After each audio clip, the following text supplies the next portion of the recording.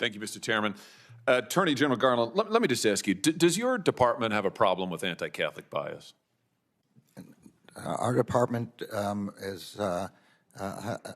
protects all religions and all ideologies. It does not have any bias against any religion of any kind. Well, you could have surprised me, because given the resources that you are expending and the apparently intelligence assets that you are deploying against Catholics, it appears, and other people of faith, while simultaneously turning a blind eye while people are executed gang style on the streets of our cities, including in my home state, your answer frankly surprises me. Let's talk about the Mark Houck case, for example. You've been asked about this already today, and frankly, your answers really astound me. This is a case where a Catholic pro-life demonstrator, father, was accused of disorderly conduct in front of an abortion center.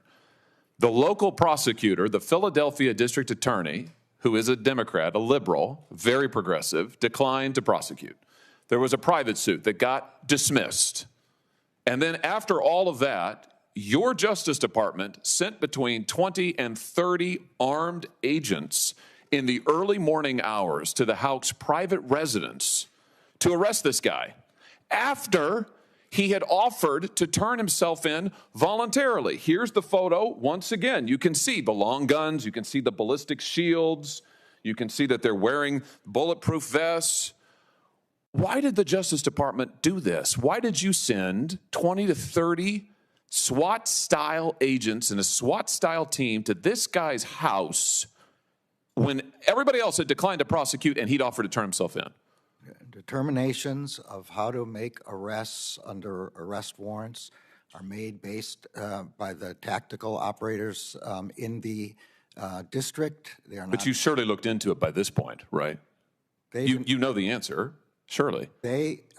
All I know is what the FBI has said, which is that they made decisions on the ground as to what was safest and easiest. So they do not agree with your description of what happened on the scene. You don't agree with my description. I'm pointing out what the photo is. There are agents here who have long guns and ballistic shields. Let's take a look at the hardened criminals that your Justice Department sent these armed agents to go terrorize on that morning. Here they are. Here they are at Mass.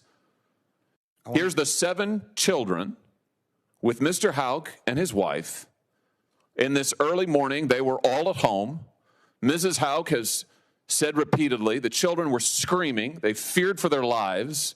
You got these agents demanding that he come out. They've got the guns, she said, pointing at the house and at them. He has offered to turn himself in. And this is who you go to terrorize.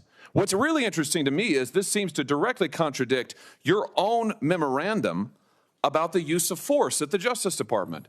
You say officers may use only the force that is objectively reasonable to effectively control an incident. Are you telling me that in your opinion as Attorney General, it was objectively necessary to use 20 or 30 SWAT-style agents with long guns and ballistic shields for these people? What I'm saying is that decisions about how to go about this were made on the ground by FBI agents. So you're saying you don't know? I'm saying what I just said.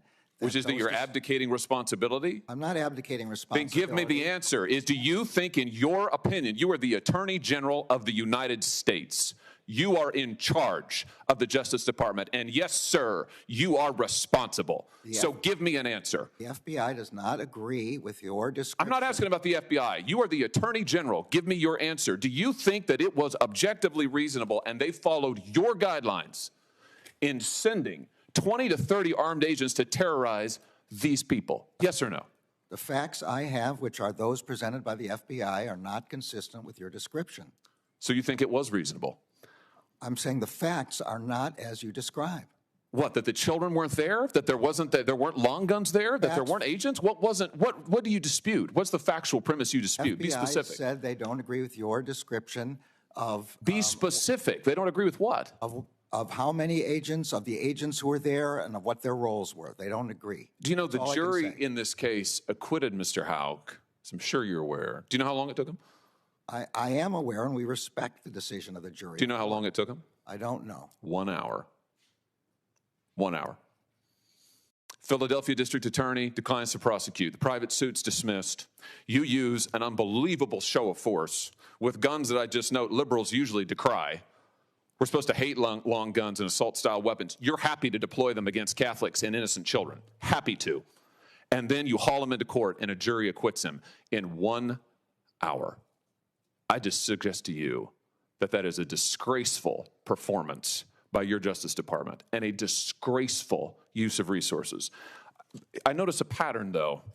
The FBI field office in Richmond on the 23rd of January of this year issued a memorandum in which they advocated for, and I quote, the exploration of new avenues for tripwire and source development against traditionalist Catholics, it's their language, including those who favor the Latin Mass.